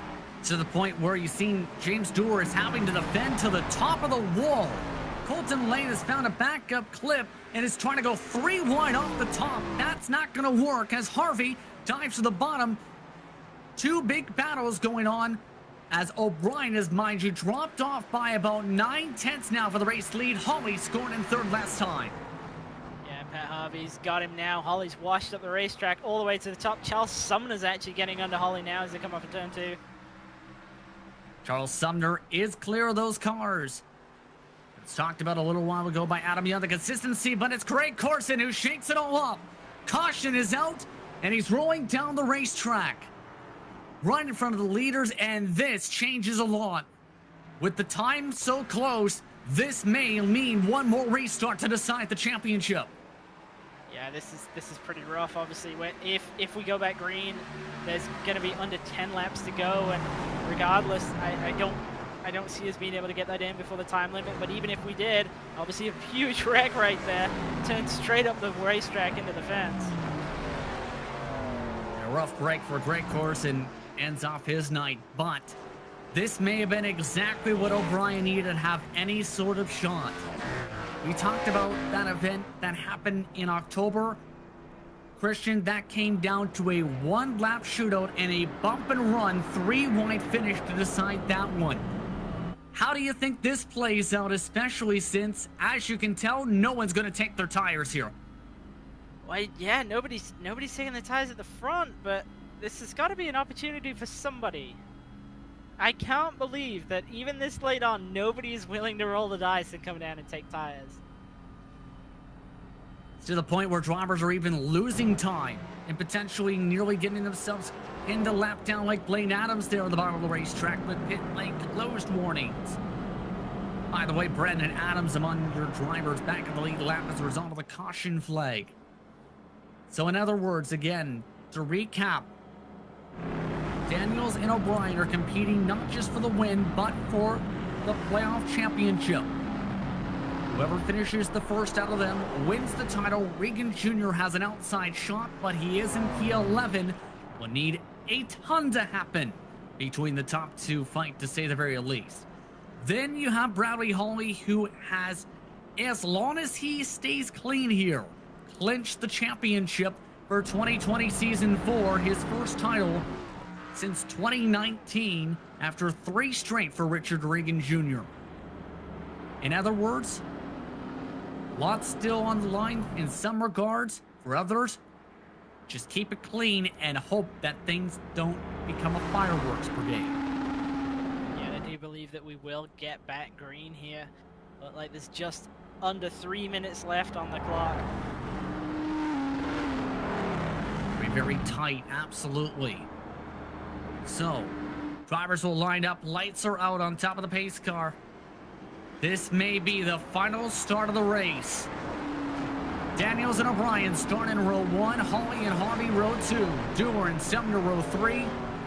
Row 4 is Lane and Cervantes. Zemke, he 9 after struggling all race and being a lucky dog a couple of cautions ago, starts the inside of row 5 with Mark Halen. Already Daniels trying to check him up. Might try and launch an on-pace car to the top of the banking. Green flags out, we're back racing. That was as good as it could there for Daniels. He's got Harvey underneath O'Brien into turn 1 here. Just about got clear though. Daniels though with that launch, 3/10 no. Slide up for Harvey now, he's to the inside.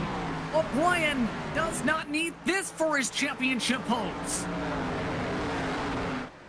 is exactly what Daniels needs there to try and get away from O'Brien. O'Brien's still not clear, trying to clear himself. Drives in super deep into one right there. Harvey's still underneath him on the exit of 2. 5 laps to go on the pylon this upcoming time by, but the matter is how close will it be on the timing. O'Brien losing the back end. Now Harvey loses the back end and drifts. He loses the spot as now Hawley tries to dive underneath. He loses the rear tires. They're all sliding for second. Daniels still leads by 7/10, make it 6/10 as they fight hard for P3. Yeah, and all he's got to remember here, he might want to win the race, but he still has to finish the race to win the season championship. And a contact behind with the wall from Colton Lane, but 3 to go. James Dornier knew he loops it around. Charles Sumner moves up to the top 5. 3 to go at the stripe. Kalen's been turned around on the exit of 4. Caution is out, and that may do it. Hard hit is Overbay also involved.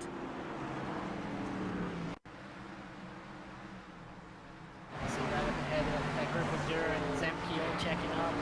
43 tries to get under Kalen and just loops him around.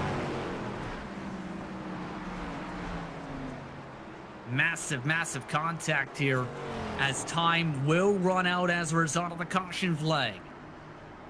For Joshua Daniels, it was a season where he was very consistent, showed a lot of pace, found his way to victory lane a couple times. But in the end, he's able to persevere, have the best consistency amongst the competitors as the clock reaches 0. Final lap. Joshua Daniels will make his way down the front stretch. The light's still on top of the pace car here. This is going to be intriguing. We'll have to see how they try and play this, and keep in mind that there is a GWC trigger possibly at the same time. We're hearing Josh Daniels just got the white now, Christian. Yeah, and I think that's probably to his relief. I don't think he wanted to see a GWC, especially after that last restart where he was able to hold him off. And I think he's done a great job all night. Obviously started on the pole and pretty much led the entire race except for when he cycled himself back to do that one pit stop and made no mistakes. And I think this is thoroughly well deserved on winning the race and winning the playoff championship. Absolutely, as they make their way down the front stretch. Joshua Daniels still trying to sort things out. Now this is going to get intriguing because they just got the white a second time. So this will have to be sorted out possibly. Drivers are being warned by race control to be prepared if we go back green. Yeah, I think, to be honest, that he's probably not vulnerable even if they do go back green. He just has to get the car pulled away and complete that last lap. And yeah, it'll be very, very difficult for James O'Brien if they do go back green for him to try anything to get by within a single lap. I believe they may get a 1-to-go signal if they do get one. Coming up here, based on the amount of pace laps throughout the race and majority of the cars off the bottom of the racetrack. Expecting them to double file. Drivers are being warned to be prepared if there is a quick checker flag and will be reviewed for the official race order. It has come into play a couple times in the past. For James O'Brien, I think he's hoping, oh, come on, give me the GWC. Yeah, I mean, that's his only opportunity to win this championship, but starting in second, I don't really see how he's going to do it, to be honest. I mean, we regularly see the leader gets out there on the restart and gets out ahead as they get to zone 1, so it's going to have to be a mistake from Joshua Daniels to give James O'Brien a chance here. We'll see what we get at the flag stand. A bit of a bizarre way to end off 2020. For Joshua Daniels, it's one where he hopes to be able to celebrate and party. O'Brien tries to get the jump. Daniels gets the clear. Green flag waves up at the stand. As Joshua Daniels brings them to the corner, they get a one-lap shootout apparently to decide things. What in the Right. world as O'Brien looks to fight? He's sending it into 3. He's going to get to the bumper. He just misses it. Joshua Daniels wins the playoff championship for the PRL Cup Series. O'Brien second, Harvey in third. It took 4 white flags and a one-lap shootout to decide it, but it's Daniels who wins the title, and the season championship goes to Bradley Hawley. I don't think that Joshua Daniels would have wanted that to be any more exciting than that for winning that championship. They pretty much threw everything they had at him right there.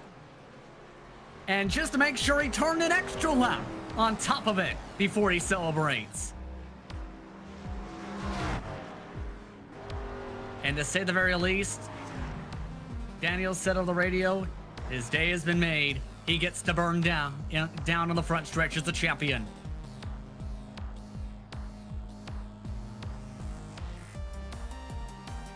Joshua Daniels, your 2020 PRL Cup Series playoff champion. Post-race coverage coming up in a few moments. You're watching the Global SimRacing Channel on the virtual Nashville Fairgrounds Speedway.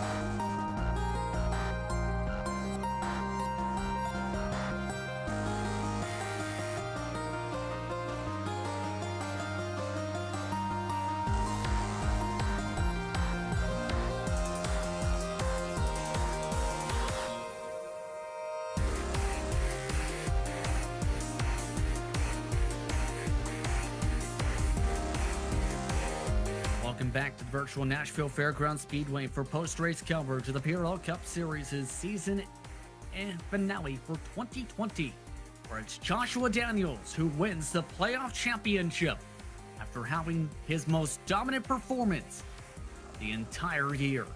He leads 100 of 129 completed laps to win over James O'Brien after one last send on a one-lap shootout. Pat Harvey, Bradley Hawley, Adam Zemke round out the top 5 for Bradley Hawley. He clinches the season title and breaks the 3 straight streak set by one Richard Reagan Jr. Charles Sumner just finishes outside the top 5 and 6 with Brandon Adams, Danny Cervantes, Baron Hilton, Patrick Howgill, your top 10. Blaine Adams just misses out on the top 10. He comes home in 11th after starting 14th. Colton Lane, we saw him in the modified class for a majority of the race. He comes home in 12th after starting 8th.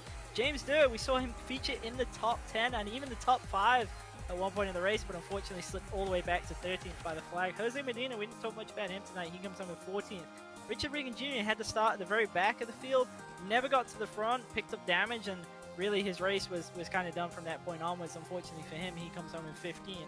Ronald Overbay had quite an interesting night to say the least. He comes home in 16th, and Mark Kalin is the last car on the lead lap in 17th, with David Wilson Jr. 3 laps down in 18th, Brett Adams 15 laps down in 19th, and Greg Corzine 17 laps down in 20th. Lorenz having a rough race, 20 for 63 laps down, with Robert Bisson Jr. having his hopes end early after a crash. Scotty Johnson, Chad Brown, and Mike Knight rounding out your top 10. The celebrations are underway for one Joshua Daniels, not only a race winner, but the playoff champion. Josh, how does it feel after putting in so much work throughout the week to finally come away with the title in what was a crazy one at Nashville? Oh man, wasn't it, man? I put the work in. And it was mine, man. I knew when I joined the room today, it was mine. There was no taking it from me. Talk us through those closing stages when you knew you were in a comfortable position, but then, of course, the unpredictability came into play with the late race cautions. Yeah. You know, I did a lot of open rooms racing this week. You know, I don't really have any friends to, you know, we join private rooms and practice or anything like that. So I just used the open rooms as all my practice. And that was actually a pretty good race. We had some pretty good green runs on that one compared to the races I was in. So I was kind of used to that, you know, all these restarts and all that stuff, you know. And I was used to, you know, things happening like O'Brien trying to wreck me on the last lap there. I was used to that. There people tried that all week long. I got used to that. You know, that's just good fun for me. Huh. But what does it mean overall for you to win the playoff championship where it cultivated the whole year of the performance and consistency and as well as the participation and race wins to be able to in turn compete for the overall 2020 honors? Yeah, you know, I made it in by 6 points. You know, Esau winning last week really caught me off guard. I was like, you know, because I had in my mind it was going to be Bradley Holly and all of us battling for that. And I believe if I had Bradley, you know, going for a championship today, it would have been a little bit harder than it was. I'm not saying he, you know, let off on me, but he didn't try nothing like O'Brien did to get out front. And that's what it was going to take. You know, I'm not sure if I would have done the same thing or not, but maybe not as hard. I maybe would have gave it a little bump, but you know, it's all right. On that note, then, who do you want to thank for winning the playoff championship and the season finale? I can't thank nobody but my wife, man. She sticks there with me if I need something for my rig or if I come up with something I think it might make me go faster. You know, she's just all for it. You know, she's just, you know, and she stands back there behind me watching me 90% of the time on every race I do during the week, man. And it kind of gives me a drive. You know, I got somebody watching me. I want to do good for her too. And it really drives me. I also wanted to add that I've been in iRacing for about 10 years, I think 10 or 11 years or something. And if you go back and look at the stats, you'll see that I had only won about 24 races in that whole 10-year span. Well, this year in 2020, I started racing these guys and they really lit a fire under me, man. And I've won, I think, near 30 races this year alone, practicing for this race. And you know, to do good for the broadcast and all that stuff. So I really appreciate all that too. Hard work pays off, and in turn, it secures you a championship. Congratulations. Hey, thanks, man. Joshua Daniels, your playoff champion for 2020 for the PRL Cup Series. Coming up just short after a massive send on the last lap after some confusion in a one-lap shootout, James O'Brien gets to speak with Christian Challoner. How you doing, guys? Looked like you really gave it everything there, especially on that last lap. You almost got to Joshua Daniels' bumper in the 3, and I mean, you were there contending for the whole race. It looked like it just didn't pan out for you. You never were able to quite get to the lead. Can you kind of talk us through the craziness of the race? Obviously, there was a lot of yellows, a lot of strategy, a lot of guys deciding to stay out a lot. Nobody came down for tires at the end. Was there any kind of consideration on that for just track position, really? Well, yeah, with Richard especially getting caught up early and starting in the back, 2 tires there worked really, really well.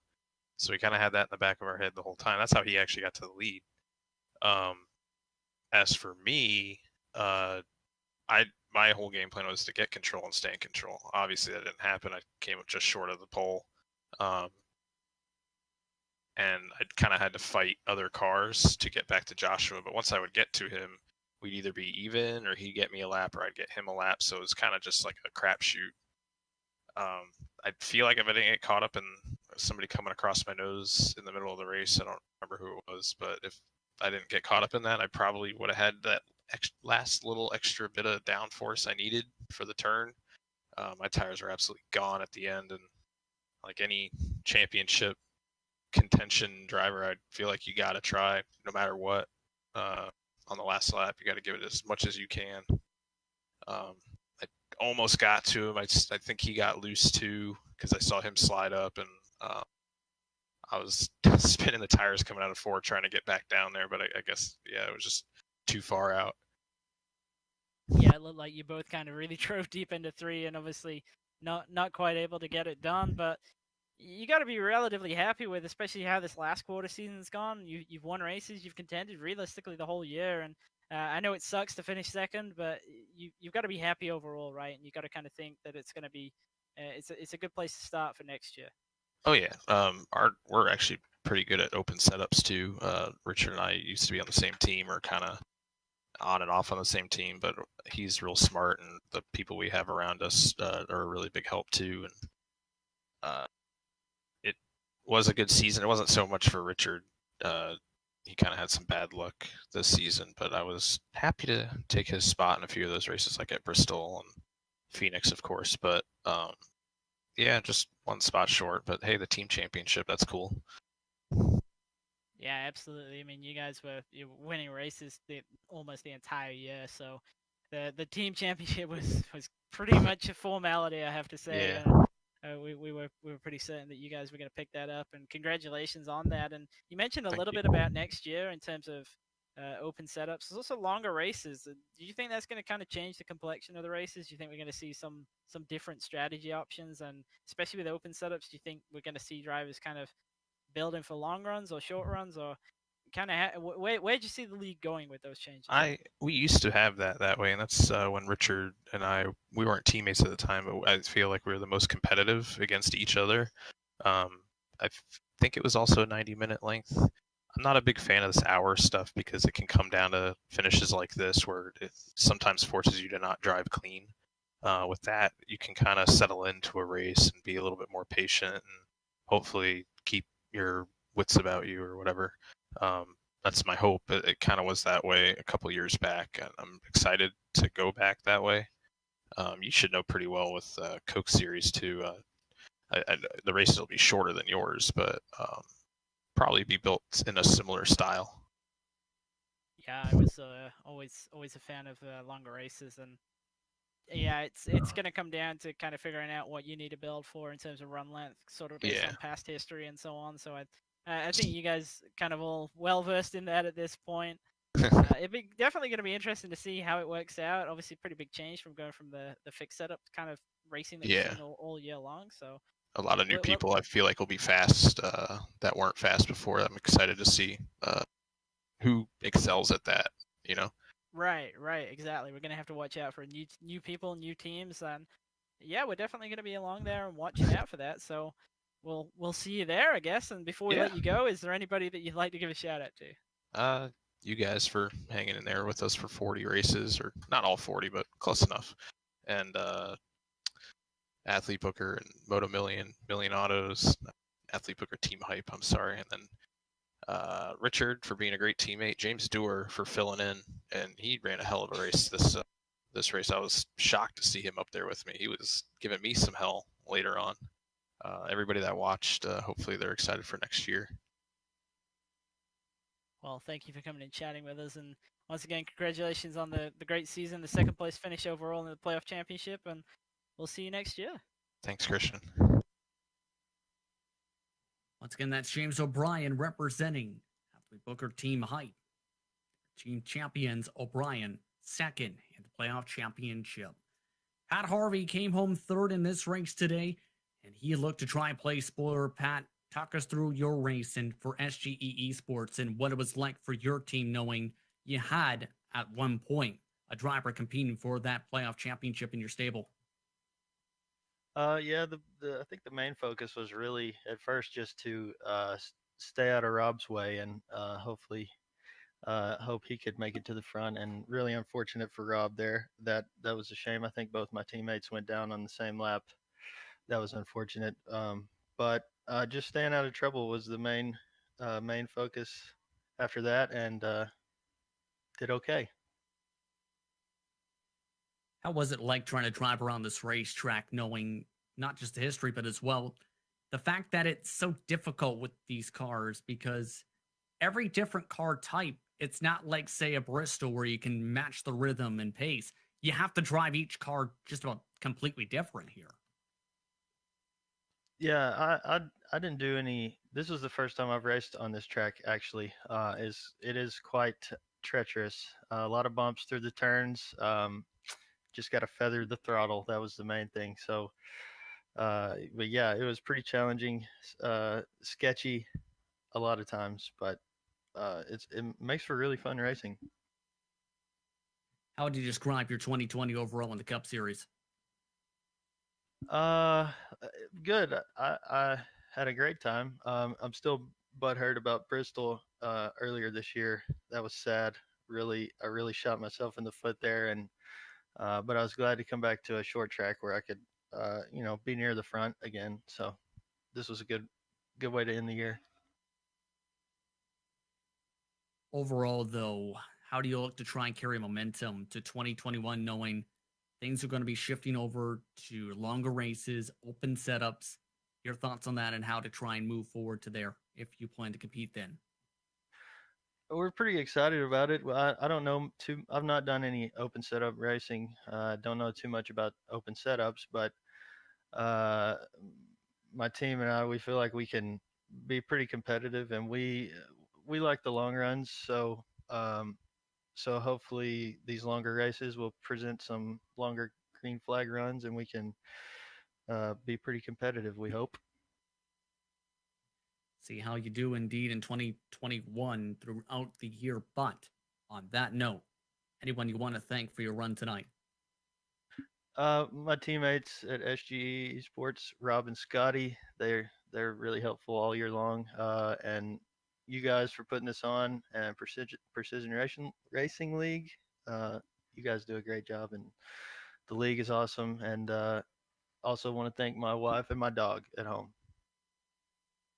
Congratulations on the top 5 run tonight. Thank you. Pat Harvey, P3 this evening, started in 6th in the 67.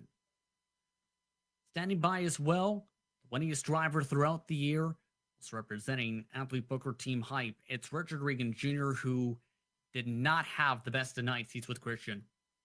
Richard, obviously that wasn't the way that you were hoping that this was going to go. Obviously starting at the tail end of the field, we could see you just picking your way through. You avoided the vast majority of those early wrecks, but just nowhere to go on that one that looked like it gave you pretty significant car damage that you carried for the rest of the night. Yeah, it's unfortunate, but that's racing sometimes. It gave me 6 minutes of damage, and I was down 300 RPM. So my my chances were kind of over after that. I was hoping that because I did end up getting to the lead at that point by taking those 2 tires. I was hoping we were going to just get caution after caution, but didn't happen. Yeah, it definitely looked like a pretty big hit. We saw the whole front end of your car jump up in the air, and it looked like one of those where you just knew it was going to be pretty terminal damage. Towards the end of the race, obviously when you were kind of in the mid-pack, did you ever have any ideas to kind of come down and take tires? I was really surprised that you didn't make some kind of play on that. You stayed out the whole time there. It did cross my mind, but just I got hit directly in the left front tire, so literally down the straightaway I was turning 90 degrees to the right. So I mean my car was pretty far gone, so I think my best option at that point was to just try to stay out and block like hell.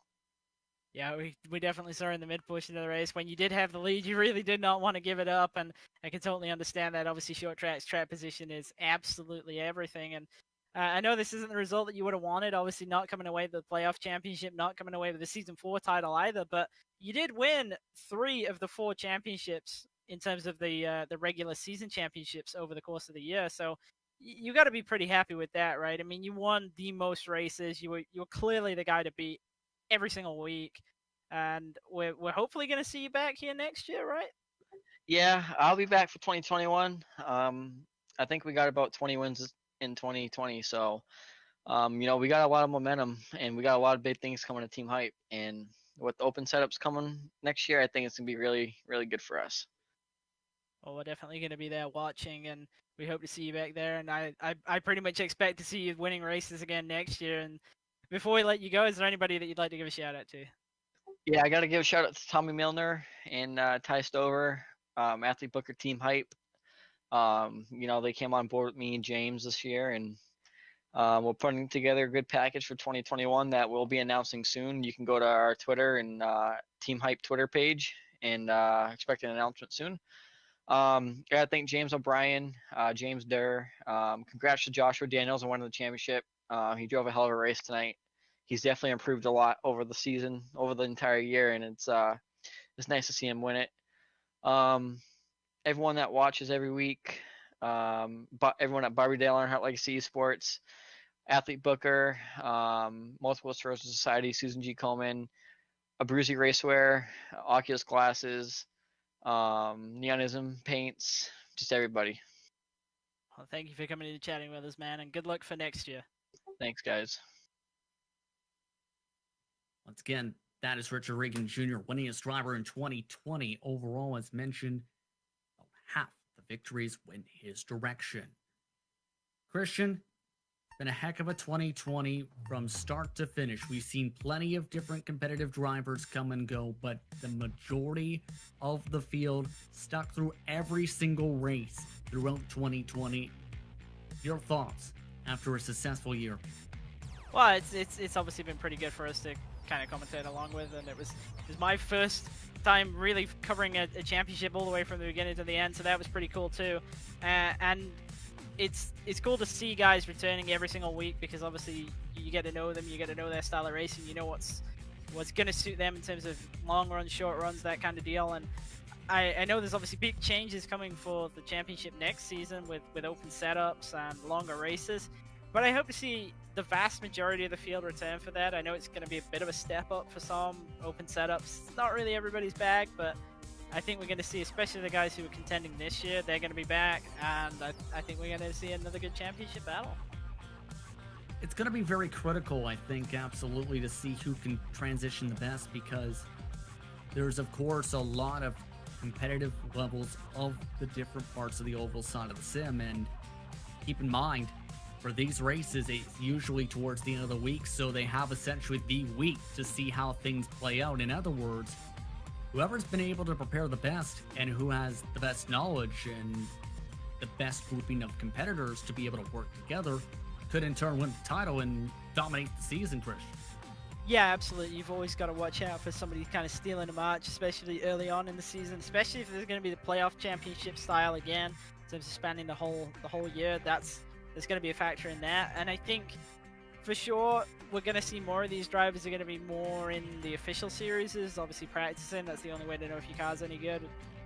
Timesheets and whatnot, passing between teams is a thing, but it's never as good as just being out there on the track. And I think we're going to see more of these guys kind of grouping together to work together. I think we'll probably see less number of overall teams, but we'll probably see bigger teams, if that makes sense, because they're going to need groups of guys to work with. It's very, very difficult to do, especially on your own. And if anybody does decide that they want to try and do it on their own, then I wish them the best of luck, because I know personally it's not easy to do it that way. And I think it's going to be rewarding for teams to be able to build their own cars and to see how they kind of play out in a field, especially against drivers who are pretty much out there on what known good setups.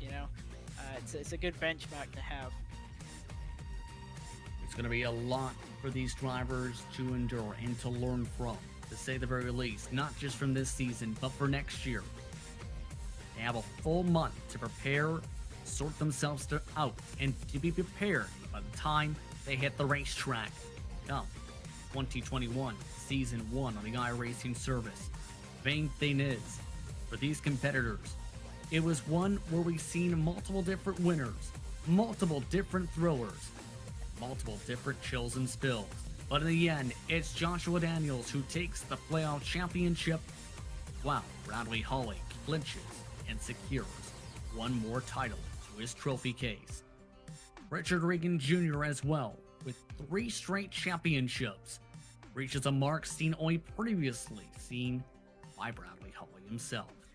The main thing is now, what will things have play out come next year? We'll have to wait and see. With that, we'd like to thank you for tuning in to tonight's season finale from Nashville. We'd also like to thank Charles Sumner and the rest of the Precision Racing League for organizing this strong series, as well as its title sponsors, WEBB Hearing Centers and ButtKicker, for its support of the PRL Cup Series throughout 2020. We'd also like to thank the companies who provide the software and hardware for our broadcast listed up on screen, Special thanks to Jude Lauren provides her wonderful music. See the screen for how to get a hold of more of her great work. Thanks as well to the team tonight and Christian and Sean throughout the campaign. If you'd like to find out more about GSRC including upcoming races, you can find it at globalsimracingchannel.com. Like to help support the channel, you can check out merchandise for sale at gsrc.stormvy.com or check out our social media on Twitter at GSR Channel, Facebook at Global SimRacing Channel, and Instagram at GSRC_Graham. Don't forget to head over to YouTube page and hit that big red subscribe button as well as the notification bell so you don't miss a moment here on the Global SimRacing Channel. As talked about, it's now the off-season for the PRL Cup Series. Registration is currently underway. For more information, be sure to go to precisionracingleague.com to be able to learn more about the various different organizations for the PRL as well as to register for the Cup Series and to be able to follow along with the action. We also have upcoming races for other series listed up on screen, so be sure to check those out and mark them down your calendar. But until next time, race clean, race hard, and we'll see you